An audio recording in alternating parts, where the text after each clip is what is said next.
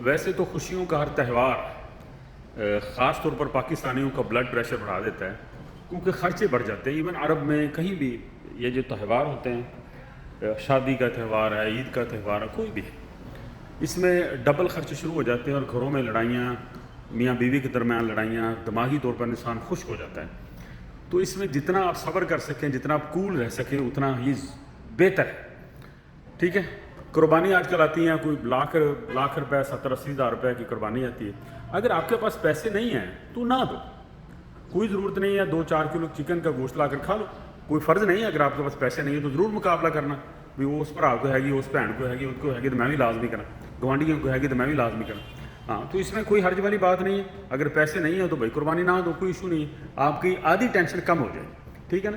یہ میں سب کو مشورے دیتا ہوں، اور لڑائیوں کی ضرورت نہیں ہے، گھبرانے کی ضرورت نہیں ہے۔ میاں بیوی، آپ بچوں کے کپڑے پورے کریں، بیوی کے کپڑے پورے کریں، بھائیوں کے کپڑے پورے کریں، ماں باپ کے کپڑے پورے کریں، گھر میں مکمل فل راشن لے کر آئیں، سلنڈر پر آ لیں، ٹھیک ہے نا، یہی بڑی ہے۔ اگر آپ قربانی دے سکتے ہیں تو دے لیں، اگر نہیں ہے تو کوئی زور نہیں ہے، اسلام کسی کو مجبور نہیں کرتا، ٹھیک ہے نا۔ ہاں، اور یہ اس پر فرض ہے جو دے سکتا ہے، جس کے پاس کھلا پیسہ ہوتا ہے۔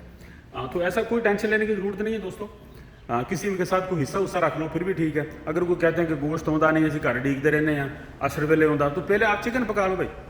دراصل ہم نے ضرور انعام لینا، سارا سال ہم کتنا گوشت کھاتے ہیں، کوئی نہیں کھاتا۔ وہ کٹے رکھ کے لے لینے کو 2 ہفتے بعد، بکرا تو کبھی کھاتے نہیں، ہم سعودی عرب سے جا کر نہیں کھاتے، ٹھیک ہے۔ تو اگر ہم 5-7 گھنٹے نہ کھاواں گے تو کی مر جائیں۔ تھوڑا سا نا ریئل ہونے کی ضرورت ہے۔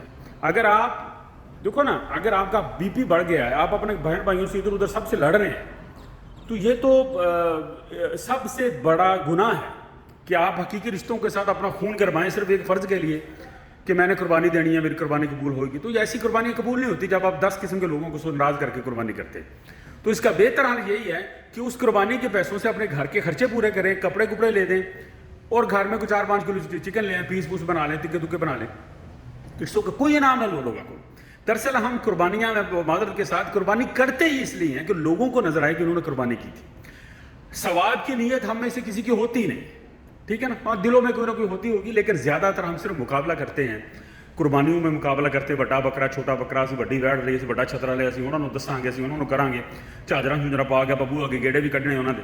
ہاں، تو اللہ تعالیٰ نیتیں جانتا ہے جی، اور یقین جانو میں بطور پاکستانی کہتا ہوں کہ ہماری نیتیں لوگوں کو خوش کرنے کی ہوتی ہے، بیوی بچوں کو خوش کرنے کی ہوتی ہے، مقابلہ کرنے کی ہوتی ہے۔